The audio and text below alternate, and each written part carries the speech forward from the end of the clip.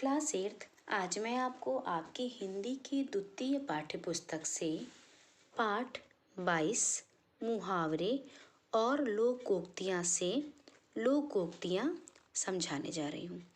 Class 8 मुहावरे मुहावरे बेटा आपने हाफ ईयरली एग्जामिनेशन के लिए पढ़ा था और समझा था।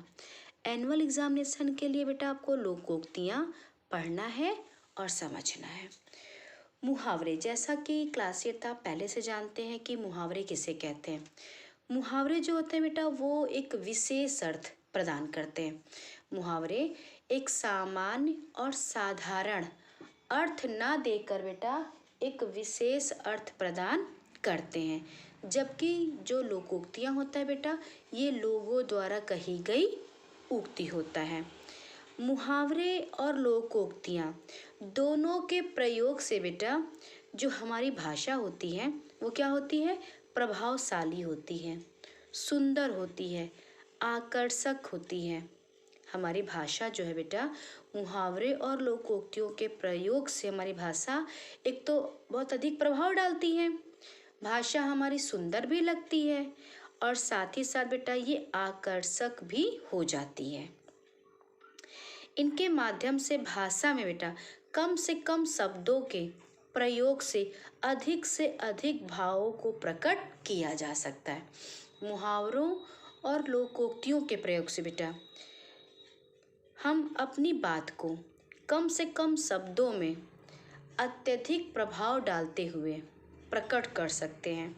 अधिक से अधिक भावों की अभिव्यक्ति मुहावरों और लोकोक्तियों के द्वारा की जा सकती।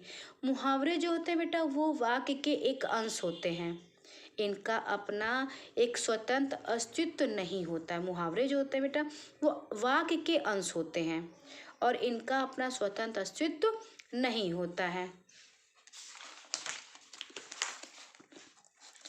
लोकोक्तियाँ अर्थात लोक द्वारा कही गई उक्ति।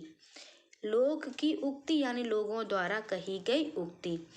ये जो लोकोक्तियाँ होती हैं बेटा ये अपने आप में पूर्ण होती हैं। इनका प्रयोग अधिकांशतः वाक्य के अंत में एक स्वतंत्र वाक्य के रूप में होता है। जो लोकोक्तियाँ होता है बेटा इनका प्रयोग अधिकांशतः मतलब कि ज़्यादातर वाक्य के अंत में होता है और एक स्वतंत्र वाक्य के रूप में होता है, जबकि मुहावरे का प्रयोग बेटा वाक्य के मध्य में मतलब वाक्य के बीच में किया जाता है। क्लास 8 एक बार फिर से समझ लीजिए बेटा अच्छे से। जो मुहावरे होते हैं बेटा वो सामान्य अर्थ प्रदान नहीं करते हैं, वे एक विशेष अर्थ प्रदान करते, विशेष अर्थ प्रकट करते हैं, जबकि लोकोक्तियाँ बेटा लोकोक्तियाँ लोक द्वारा कही गई उक्ति होता है। मुहावरे जो होता है बेटा मुहावरे वाक्य का एक अंश होता है और मुहावरे का प्रयोग बेटा वाक्य के मध्य में वाक्य के बीच में किया जाता है, जबकि क्लास 8 लोकोक्तियाँ जो होता है बेटा लोकोक्तियों का प्रयोग हमेशा मतलब अधिकांशतः ज़्यादातर वाक्य के अंत में होता है और एक स्वतंत्र वाक्य के रूप में किया जाता है।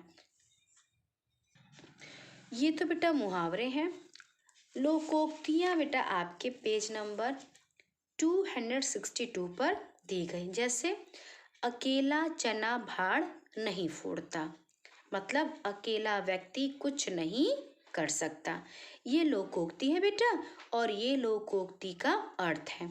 जैसे अब पछताए होत क्या जब चिड़िया चुग गई खेत, मतलब अवसर निकल जाने पर पछताने का कोई भी फायदा नहीं होता है। अपनी करनी पार उतरनी, मतलब अपने कर्मों के अनुसार ही फल प्राप्त होता है।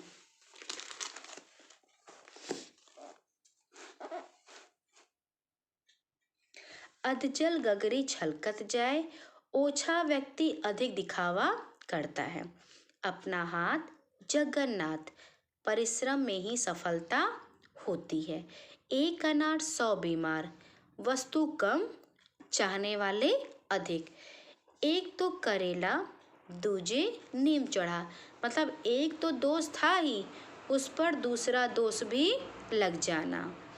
आसमान से गिरा खजूर में अटका, एक मुसीबत से छूटकर दूसरी में फंस जाना। एक पंथ दो काज, एक ही काम से दो लाभ होना। कोयले की दलाली में मुंह काला, बुरे के साथ रहने पर बुराई ही मिलती है। कंगाली में आटा गीला, मुसीबत में और मुसीबत आना।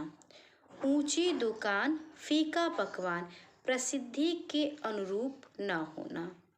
खोदा पहाड़ निकली चूहिया, परिश्रम अधिक फल कम। खिसियानी बिल्ली खंभा नोचे, मतलब कि अपनी खींच निकालना।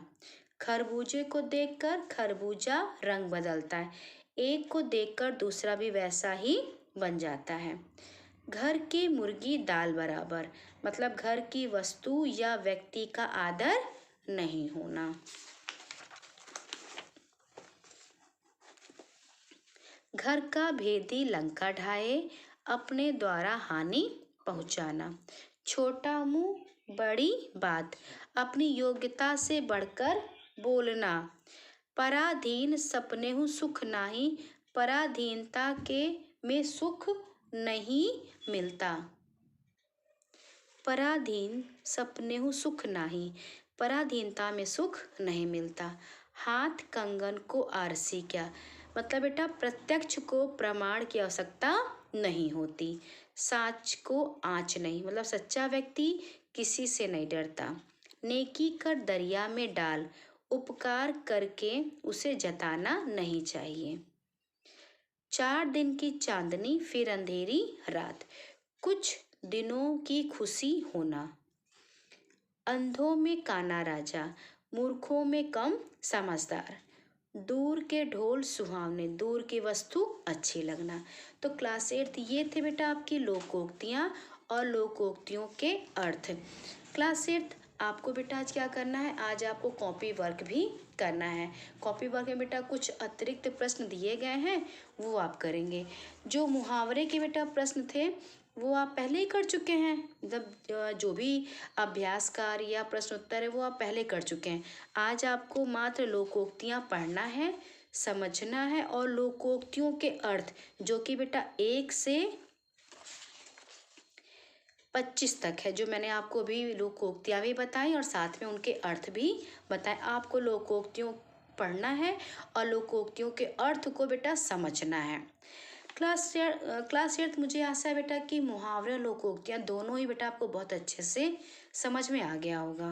मुहावरे जो होते हैं बेटा ये एक विशेष अर्थ प्रकट करते हैं और लोकोक्तियाँ जो होता है बेटा ये लोगों द्वारा कही गई उक्ति होता है।